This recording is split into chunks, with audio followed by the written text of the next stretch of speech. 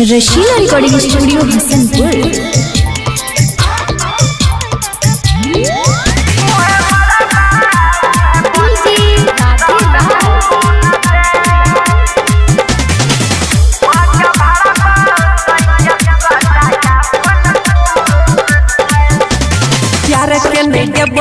हम पूरा बन के भोले जेते तोरा खातिर हमारा परान के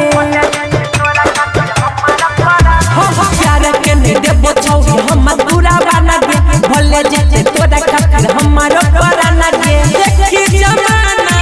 कतई हमारा जुनून के उहे मरबा उहे पंडित सब पूना से मांगा भाड़ा के सजाए